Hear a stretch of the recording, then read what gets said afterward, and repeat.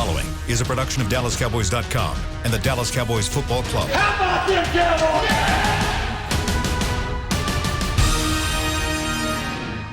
This is Talkin Cowboys. Streaming live from the Dallas Cowboys World Headquarters at the Star in Frisco. Handoff, Elliott plowing to the goal line. Barry, sacked by Lawrence. Prescott keeps it, and he bangs it in for the touchdown. And now your hosts, Isaiah Stanback, Heckma Harrison, Rob Phillips, and Kyle Yeomans. It is the final regular season version of Talkin Cowboys of 2021. Welcome into 2020, or actually, I guess it was 2020, but now it's 2021. But either way, we're mixed, matched, and mumbled because the Cowboys season came to a close yesterday, 23-19, a Week 17 loss to the New York Giants. And if you're frustrated, Cowboys Nation, we're right there with you.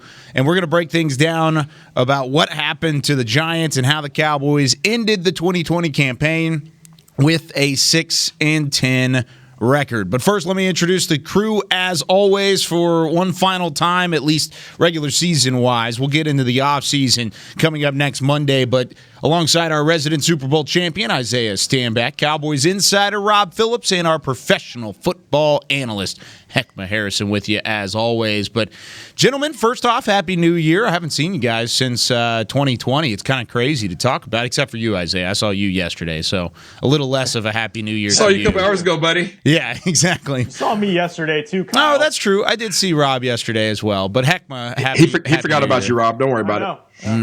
Happy New Year to you. But it wasn't necessarily a Happy New Year for the Cowboys, as I want to spend the first segment kind of breaking down this game. The second segment, we're going to kind of look at the biggest needs going into the offseason. And the third segment is going to be kind of a hodgepodge of what happened between Washington and Philly, and was that okay or not? And we're going to kind of talk about a lot of things throughout the course of this show. But let's start with the Cowboys and the Giants. Rob, what did you see yesterday that kind of stuck out to you? Because I felt like after 3 weeks of getting complimentary football from this football team, it was not so much yesterday. Yeah, Heck and I talked just before the show started about how, an NFL season is a roller coaster ride. And when you get done with it, it's like, okay, it just stops suddenly when the season's over and go find your parents, like Heck said. And it's even more so this year where you get off this ride and you're dizzy because this season was like no other. And to your point, a lot of guys said it after the game. Mike McCarthy said it. The game itself Sunday was a microcosm of the entire season in some ways, where rough start, sloppy start, nothing went right, not complimentary football like you said. Second half of the game, like the second half of the season, you kind of get it together, but it doesn't end well. And this Cowboys season will be remembered as hopefully the strangest season that we've ever seen, and one that a team that fought through a lot, but ultimately wasn't good enough to win games consistently. 0-6 against teams that were winning records teams this season. That's how it ends. Heckma? Hey, Rob, I called it emotional stamina to get through this season. To get through this season, it was one heck of a year, and to go 6-10, and obviously the last game still be in it, just as indicative of the kind of year that it was. But this game, it was like the ghost of Christmas past coming back to visit us on defense. Not being able to set the edge, blown coverages in the secondary. When you talk about our offensive line, the New York Giants beat us up at the line of scrimmage. And whether it was missing assignments or whatever it was, or if that was the actual call that let Leonard Williams just come free on the quarterback, I don't know. But at the same time, it was just all of those things that we had been seeing over the season that has plagued this team. And look, I know that they fought all the way through, and it was probably one of the hardest seasons for them to get through professionally, but I'm sure all of Cowboy Nation would echo those sentiments exactly, because it was one of those seasons that was, I would like to say, is an outlier because of COVID-19, but man, what a strange season, but we got through it. Yeah, I mean, you got through it simply because the season ended, Heckma, but I mean, these guys, it looked bad yesterday. Yesterday was terrible. It was embarrassing. it was the opposite of what you would have hoped to see on the field for a game of this caliber. You had guys that were out there. We talked about it on the post-game show, Kyle, but guys were getting literally drawn in. It's like some. You remember the commercial where it had that little dollar bill? Like, ooh, you got to be quicker. Like it was almost like the guys had a dollar bill out there, and they were like, oh, you want to fight? Okay, here, grab this. And they just kept antagonizing us, and guess what? We were biting on it. We were biting the bait. We just kept going for it, and we were getting emotionally irrational and getting penalties and doing dumb stuff. Jamal, Jordan Lewis headbutting a guy. We got, freaking, the swipers swiping on first down plays and all kinds of stuff. Guys are just doing stuff that was just out of the ordinary. Like you already said, Heckman, we couldn't stop a runny nose yesterday. The defensive line, with Williams, he did whatever the heck he wanted to. And when we didn't want to allow him to do something, we just decided not to block him. We just say, hey, you just run free, run free and hit our quarterback, take us out of, good position on the field. Guys were dropping balls. Andy Dalton couldn't throw something on the side of a barn. Offensive line couldn't hold up. Defensive line couldn't get pressure. Alden Smith was standing straight up on his pass rushes and not giving full effort. It was bad all across the table. Throw the whole game away and throw the whole season away. The only good thing is, Kyle, is that had we won, we would be even more angrier today, but I know we're going to get to that. Oh, my God. Yes, Lord. Oh, my God. It's true. Yeah, it's true. Now, and I've got an opinion on that as well, and we'll talk about that, like I said, in the third segment, because there is a lot of hypothetical around what happened in the NFC East yesterday as a whole. But I kind of want to take something you just talked about, Isaiah and Andy Dalton, and it seemed like the goal over the last 4 weeks, the final month of the season following that Baltimore game, this was the goal beforehand, but it wasn't executed well. But it was keep Andy Dalton upright. And it seemed like yesterday that was the first game since that Baltimore game where Andy Dalton didn't have time to throw, didn't feel comfortable in the pocket, really kind of saw legitimate pressure. And it was from a front seven that, at least going into the game, didn't scare you that much. And so my question to you is was it a false screen? Was it just that veil over the eyes of the fact that we played Cincinnati and Philadelphia and won those games versus actually playing a team that wanted it more, a team that was ready to roll like New York yesterday? No, not at all. We just didn't show up. There's no excuses. We just didn't show up. We faced defensive lines that were substantially better than that. Yes. We have faced some really good defensive lines this year. Baltimore, Cleveland, Atlanta. We faced some dogs out there now this year. So when we look at this matchup, it should have been easily handled. But guess what? It wasn't. And we know one thing about Andy Dalton. I love Andy Dalton, but guess what? Andy Dalton does not do well whenever he has pressure on him. He just doesn't. It's not something that he does. It's something that he has to work on, being able to overcome that adversity. And he didn't do well yesterday, right? He got a little bit of pressure, and all of a sudden he throws inaccurately. His feet aren't moving as much. He got a little step on the hand, his hands jacked up, and guess what? You can see that threw him off his game for about a series or two. Mm-hmm. So there's a lot of things that he had to work on. But holistically as a team, we got punched in the mouth.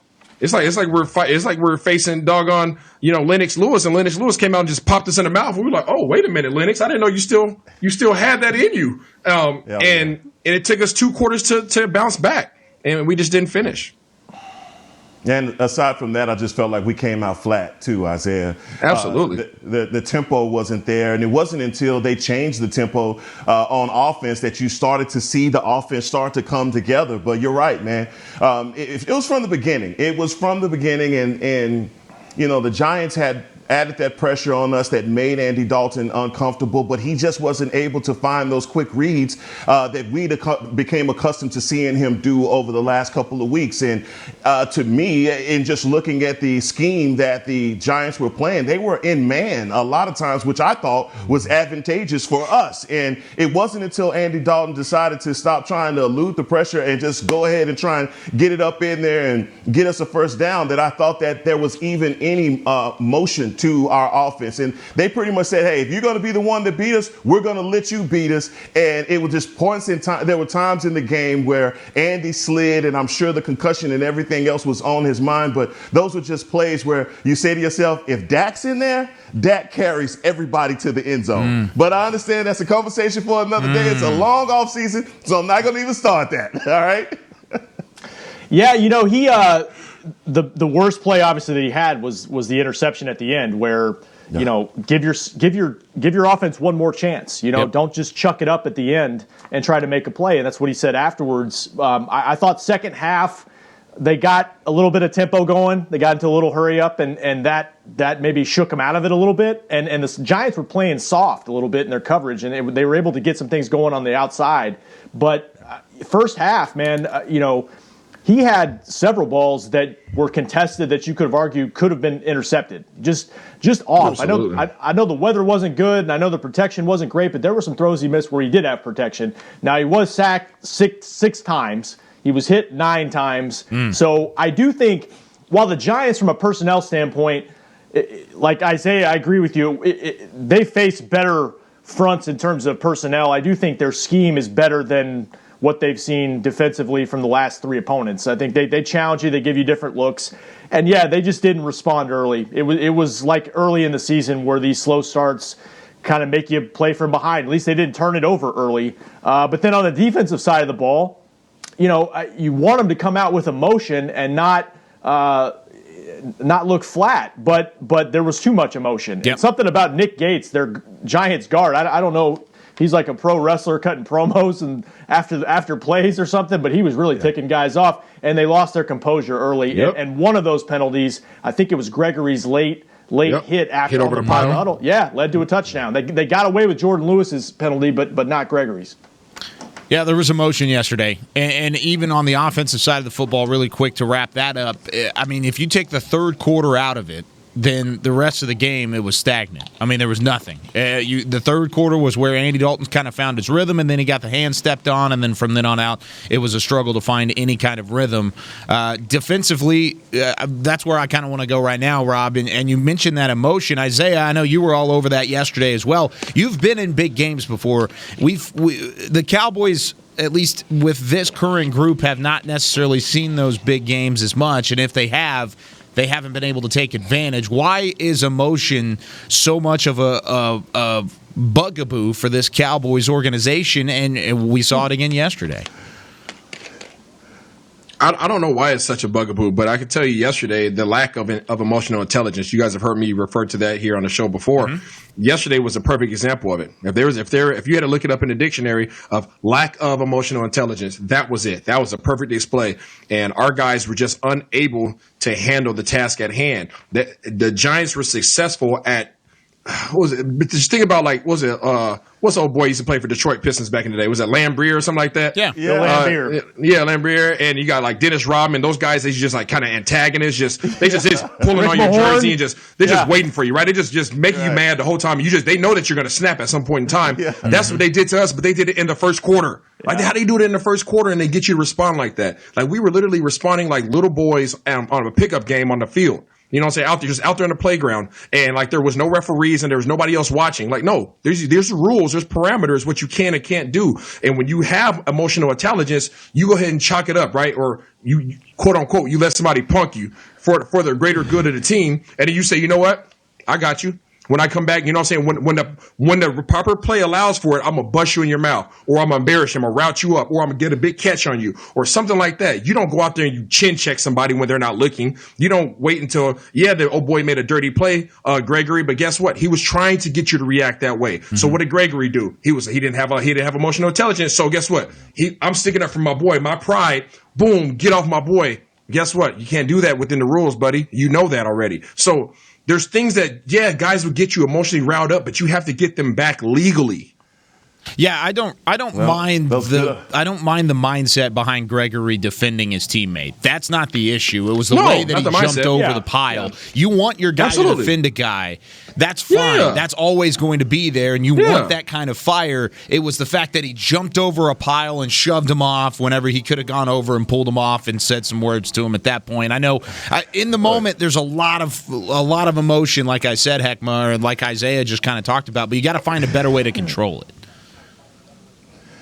At this point, semantics, guys, because when you look at the way that they were playing up until that point, they were lifeless until number 65 started agitating them. And then all of a sudden, you see the defense start to all of a sudden play with the competitive anger that they needed to be in this game. And they made Sterling Shepard look like Jerry Rice. I mean, there were points in this game where you're asking yourself, okay, guys, when did we start to allow guys like this to just pop off on us? And, well, all year. And it's a reason for the fantasy points and all that. We've given up more points to wide receivers all year, more points to running backs all year. And that's why I say things that we did before came back to visit us, and the Giants were able to just kind of bottle that up and show the world that, look, we hadn't really changed much. And look, when I say competitive anger, I expected these guys to come out with the fire because they knew what was at stake,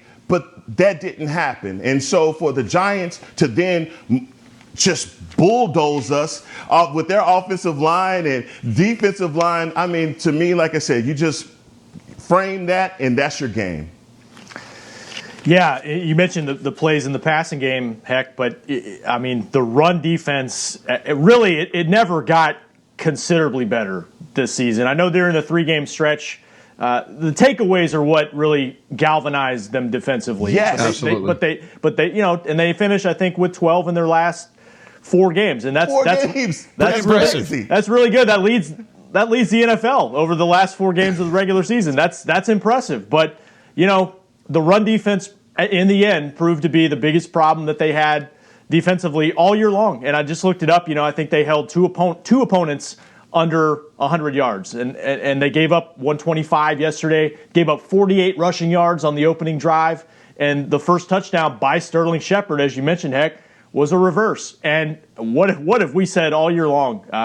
Misdirection, motion in the backfield. Those have been problems all year long. So while there was improvement defensively this year late in the season, there are still some core things that really ultimately proved to be the problem for them and why that they struggled so much overall. And Kyle, can I say that it wasn't just the anger or the lack thereof control of anger, but it was also like the celebration. Like I don't know if I'm the only one, but like the Jalen Smith, you're not the only continuous celebration. You're not the only one. As if he was the one. Yeah, like as if he was the one making plays. Like, bruh, you're swiping on other people's plays, bro, and you're swiping when these guys got first downs. Like that to me is a lack of emotional intelligence as well, because like do your job. Just do your job. You know what I'm saying? Like these guys are moving the chains. Why are we celebrating? These guys are moving the sticks on us as they please, and we're celebrating that. Like, no, you don't celebrate until you get a doggone big 3rd down stop and you see that punter running on the field. That's when you celebrate. Yeah, it's comical. Fair. It's comical. What I mean, it was jaws hit the floor whenever the first down happened, and then all of a sudden you saw 54 come up and just swipe. And I know you're trying to build a brand, and I know that's really kind of your thing, but, I mean, there's different times, different places, and that was definitely not one of them. Maybe he didn't think he got the first down. There's definitely excuses. And honestly, I think he took more accountability post-game than he has all year long, so I respect him for that. But it's frustrating from a Cowboys standpoint. It was also frustrating on game management yesterday, and Mike McCarthy was asked about it yesterday in terms of game management. When we come back here on Talkin Cowboys presented by Geico, was it the right call not to challenge on the Pettis catch? We're going to talk about that and maybe some other game management hiccups yesterday in the Cowboys' 23-19 loss when we return on Talkin Cowboys. There's nothing as unique as our eyes, which is why Essilor pioneers ways to make lenses as unique as you. Verilux for super sharp vision, Essential Blue for protection, and Crizal for freedom from glare.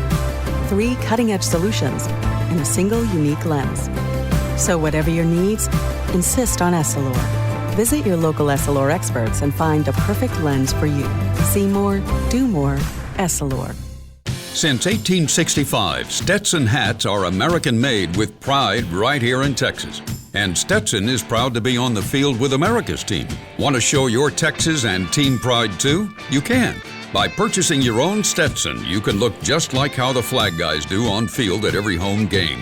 Stetson hats, the official crown of all self-respecting Cowboys, and your favorite football team. Get yours today at shop.dallascowboys.com or at stetson.com. I'm Jay Novacek, former tight end for the Dallas Cowboys. Back in the day, I was the guy who always got the tough yards, and that's why I run with John Deere today. In fact, I have a John Deere 3025E tractor that can handle any yard work I need to do, even the tough yards way out back. So if you have 1 acre or 1,000, John Deere has the equipment that's just right for you. Visit a John Deere dealer today and run with us. We are the official tractor provider of your Dallas Cowboys. Dear, it's 1908. Don't you think we should get electricity? And stop using candles to see at night. It's just electricity lights up the room fast. It's more reliable than candles blowing out, and people seem to love it nationwide. Well, candles are... Dear, did you just run into the wall? Nope. May I have a new candle, please? Historically, switching to new technology is a no-brainer. Today, it's AT&T 5G. Fast, reliable, secure, and nationwide. Switch to AT&T 5G. It's not complicated. 5G requires compatible plan. May not be in your area. See att.com/5G for you for details. Back to Talkin' Cowboys.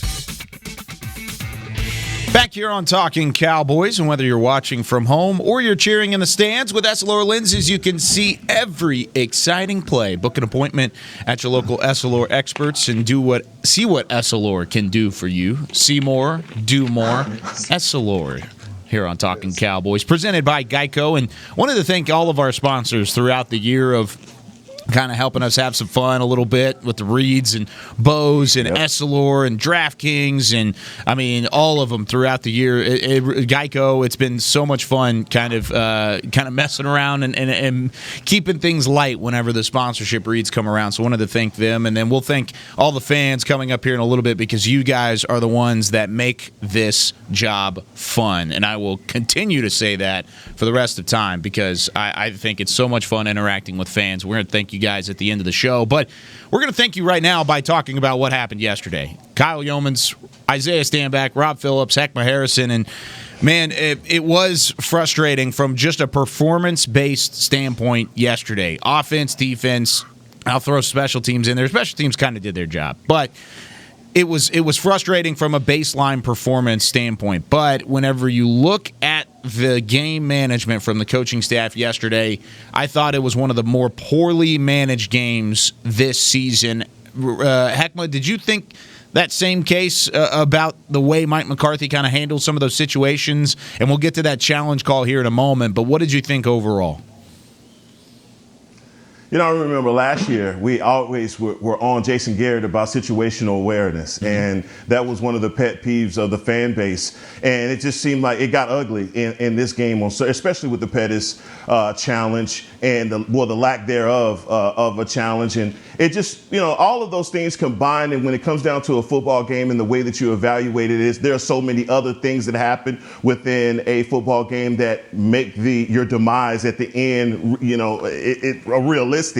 But red zone inefficiency, a lot of those things, the play calling was just, man, it's as bad as I've seen it. But our offensive line didn't give us much. But for me, it obviously was the lack of challenging, because, boy, I tell you, in Green Bay, boy, he was quick on the challenge with that Dez catch. When he went quick on the challenge, I was like, come on, do what you do, Mike. And Mike didn't do it. So, and people are definitely upset about it. But I've heard him say that it was a bang-bang situation, and he just didn't have time to evaluate whether he was going to throw it or not.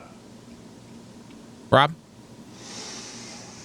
Yeah, that's exactly what he said. And he doubled down on it when he was pressed about not only that call, but he's been questioned about game management stuff since week one. Fourth quarter against the Rams, he decided to go for it and throw to CeeDee Lamb, and they didn't get it instead of kicking a field goal, and they lost the game by 3. So you can point to things throughout the season where it didn't go right, and so he's questioned. And obviously, Thanksgiving, the fake punt, that will go down in history, that one in particular. But I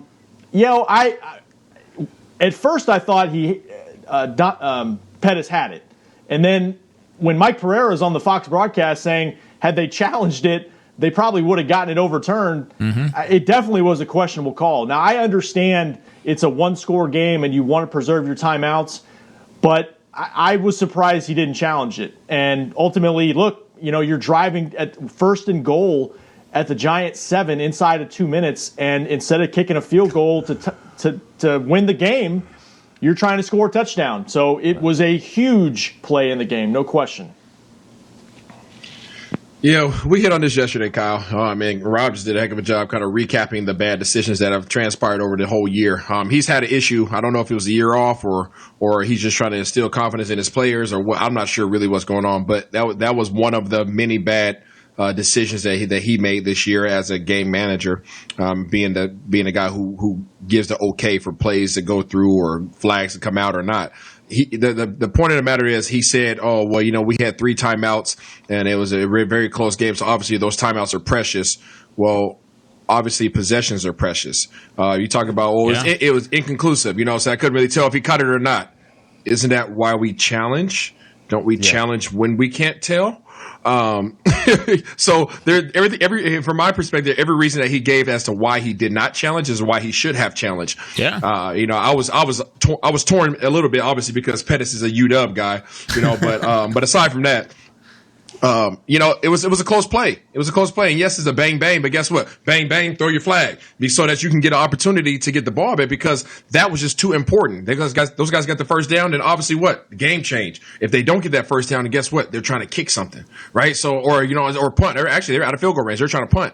So, big opportunity missed. And yes, we can scrutinize him on the back end all day long, but I can truly say, throw the doggone flag. Mm-hmm. The game is too close. The game was too important for you to decide whether that was a catch or not. So, and I thought Hellman made up a good point on Twitter during the game that, college gets it right. College reviews all this stuff, and you don't put the coaches in a position to have to do it.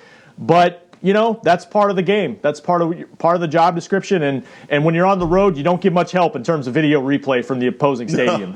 No. That's part of it too. But you gotta make the decision in the moment, and we'll never know. But I think they certainly would have had a chance to get it reversed. Kind of a value. That's what you guys are talking about. And just let me say this. I think, Isaiah, what you're saying is the responsibilities incumbent of the position. It's your job to do that.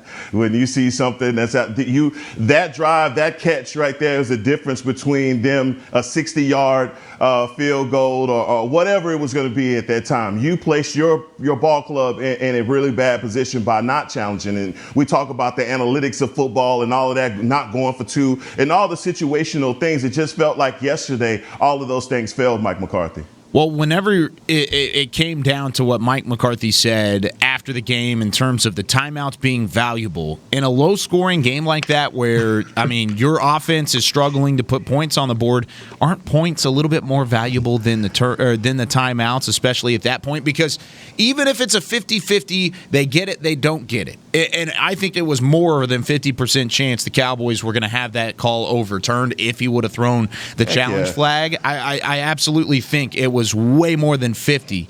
And even if it was a 50-50 chance, I think the risk reward was much greater throwing that challenge flag.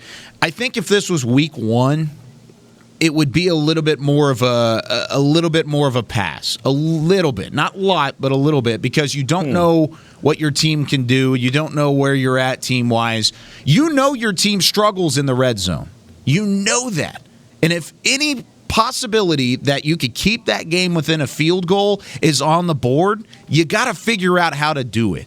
And that was what that was. That was a chance to keep it within a field goal, and it ended up making it a 4-point game, and the Cowboys needed a touchdown. Guess what happened? They went down, got into the red zone, threw an interception, and thus there was the end of the ball game. So I'm just saying, at that point, situational awareness, you got to keep it within 3 points because you know how your offense struggles in the red zone. You're already seeing that your offense has been stagnant against this Giants defense, and Rob, they just couldn't figure out a way to score points. You got to take advantage of not putting points up on the board. Yeah, and in terms of, it's got to be conclusive evidence, right? If it's going to go to review. So, but to me, it was different than, the Wayne Gallman fumble at the end, which, the season ends on a butt recovery. I mean, how fitting is that? But hatch the egg.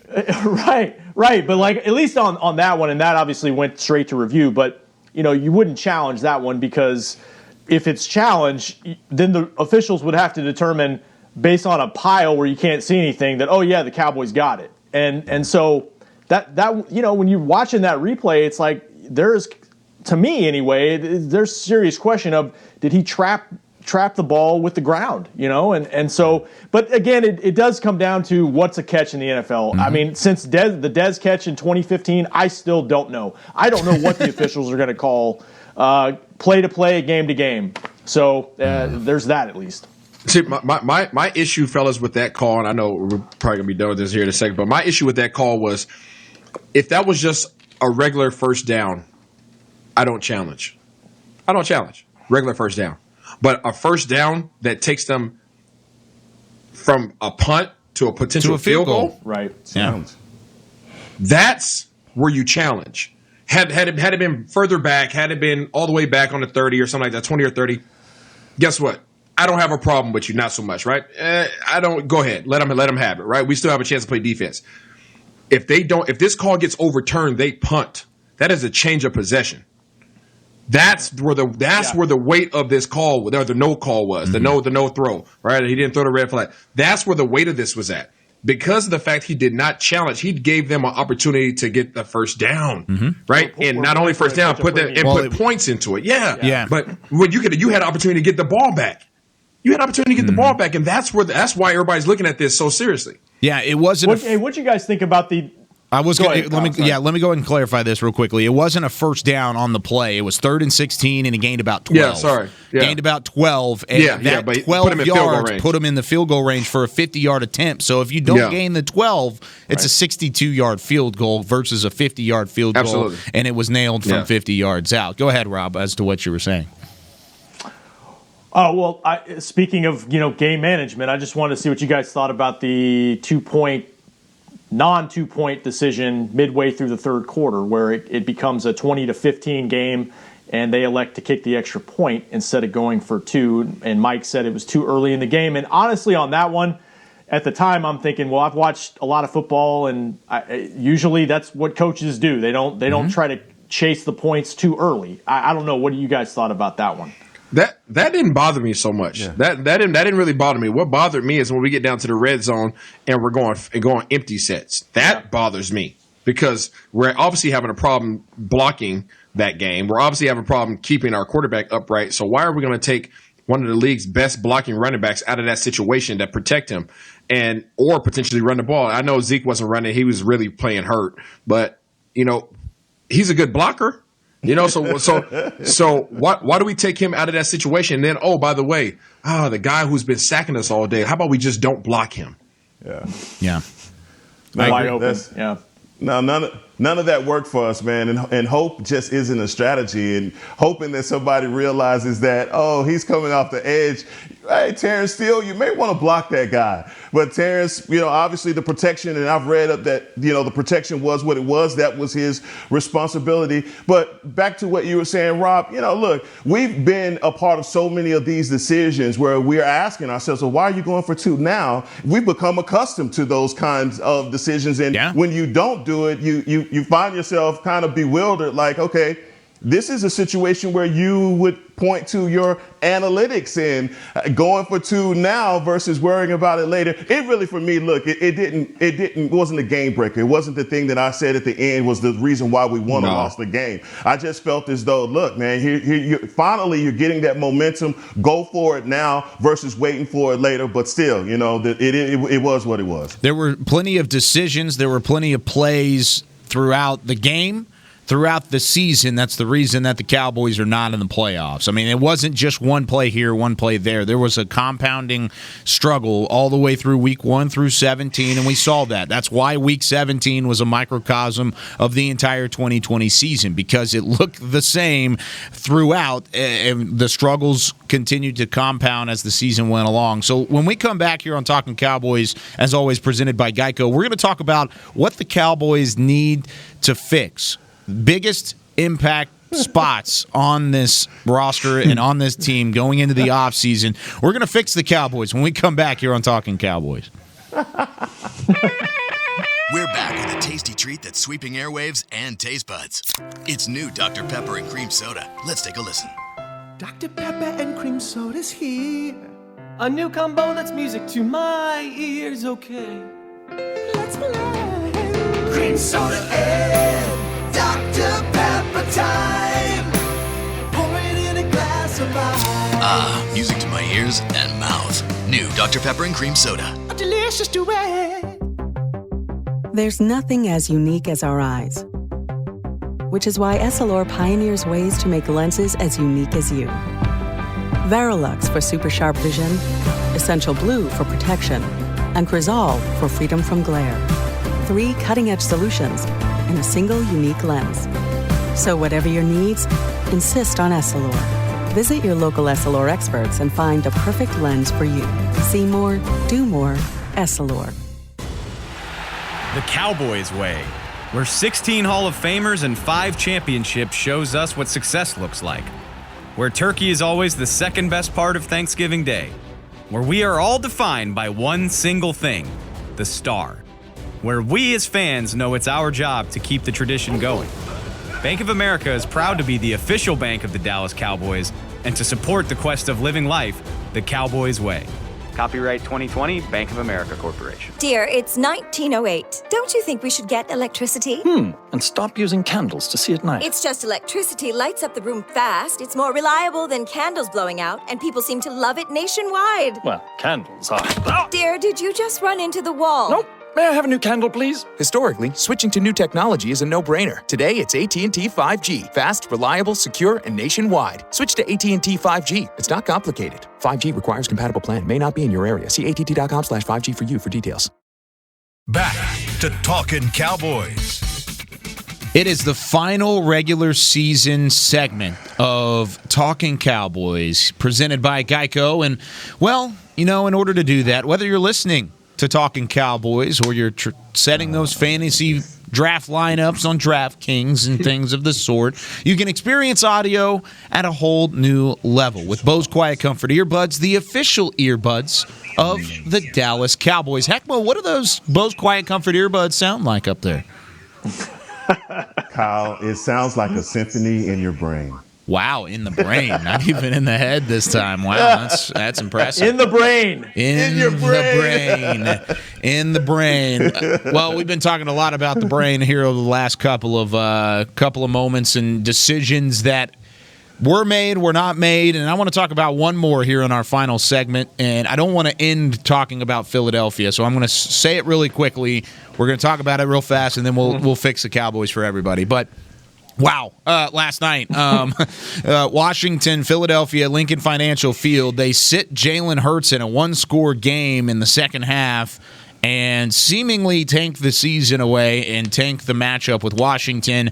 New York's upset. NFL is upset. What did you guys think about that, Rob, about the decision that Doug Peterson made to sit down Jalen Hurts in what was kind of a crazy turn of events in an NFC East battle? I thought of you. Oh. I thought of you right away. That makes me feel great about myself. Because like Peterson said after the game that, I was coaching to win. I wanted to get Sudfeld some snaps for next season if they need him. Okay, fine.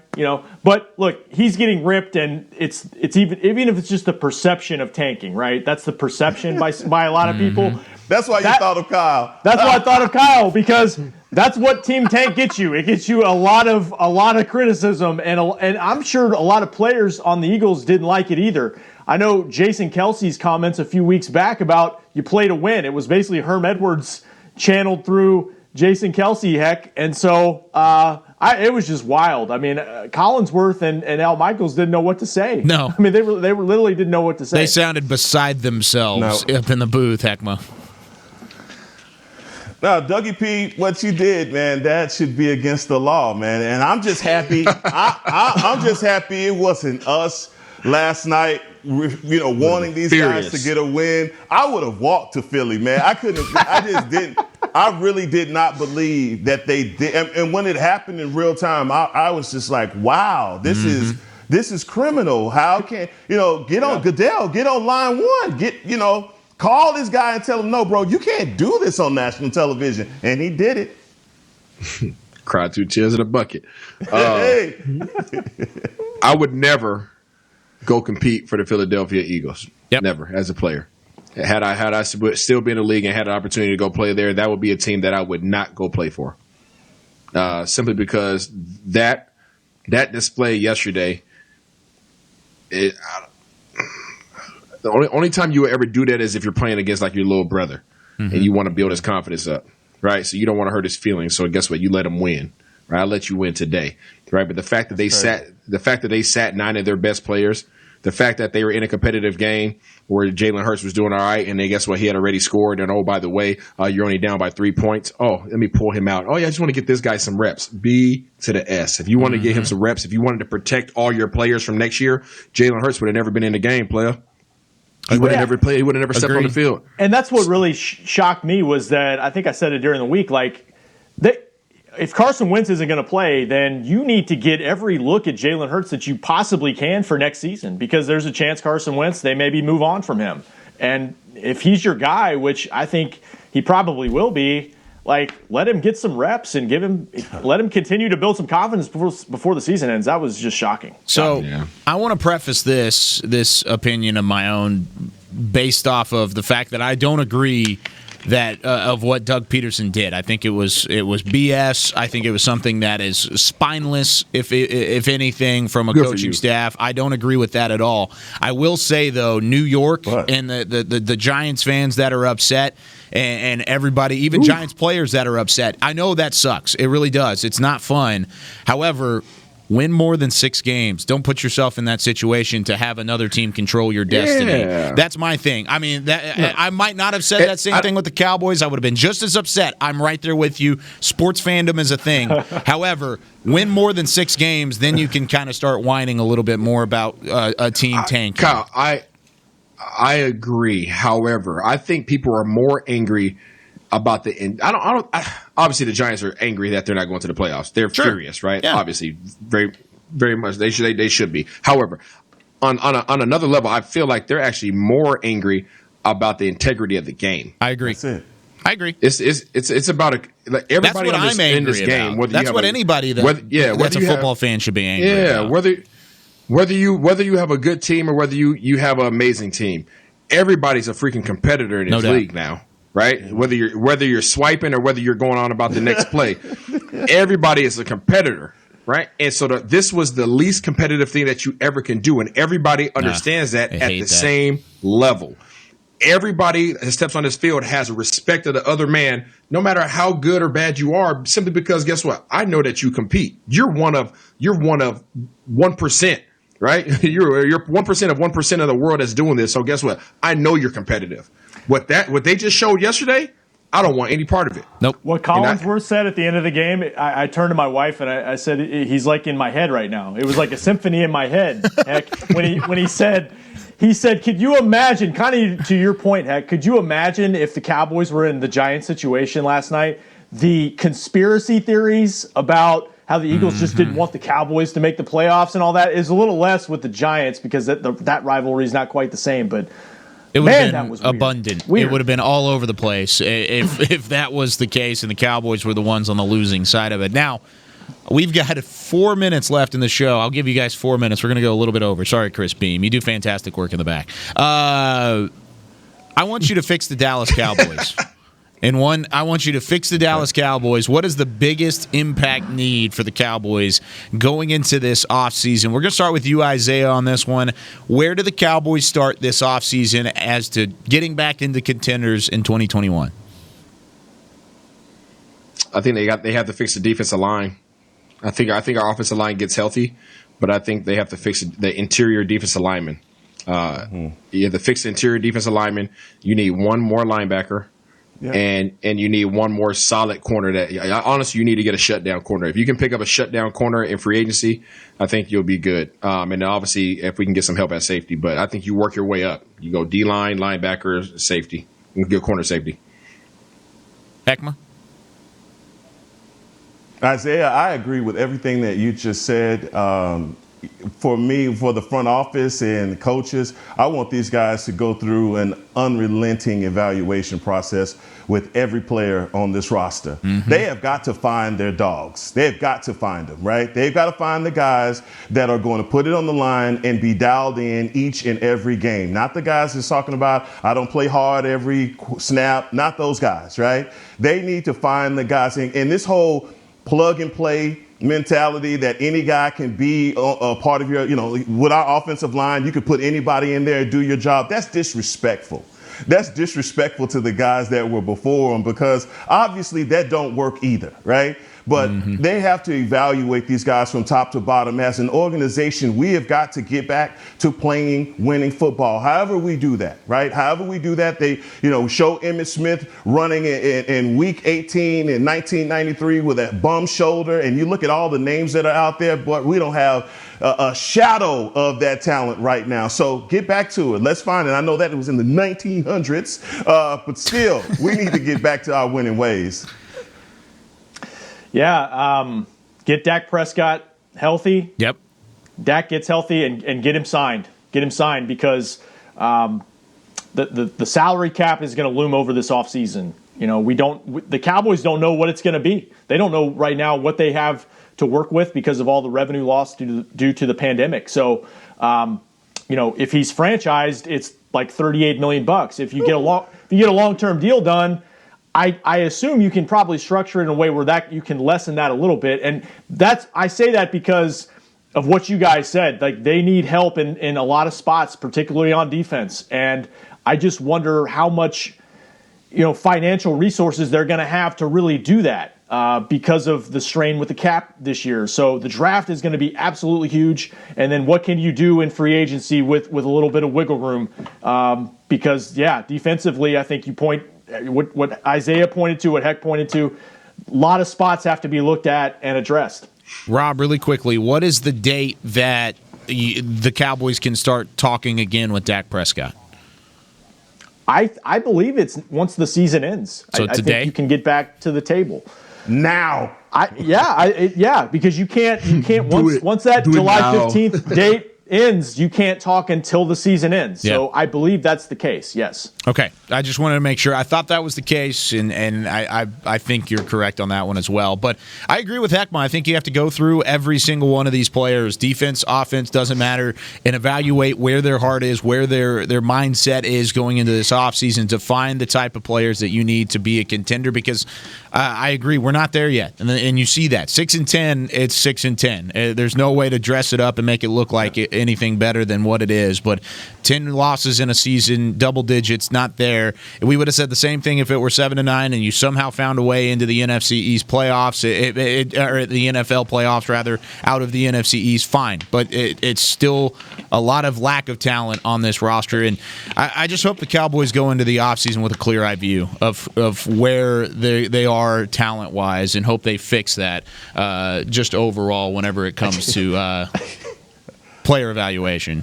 Anyways, that's going to do it for us on Talkin Cowboys, but wanted to take a moment and thank every single one of you guys that have tuned in over this entire season. You guys are fantastic. You guys are so much fun, and it makes our jobs fun. I mean, we get up in the morning early and watch film and prepare for this show and all sorts of stuff, and it's fun because we know what we're waiting for whenever these shows come around, and we have a blast. We really do. And I want to thank you guys as well, Heckma, Rob, Isaiah, Chris. I mean, you guys are fantastic. Thank you for making my job easier by being awesome yourselves. And it really is a blast getting to work with you guys, and I'm excited to go into the offseason. And we're going to continue to fix this Cowboys roster together, gentlemen.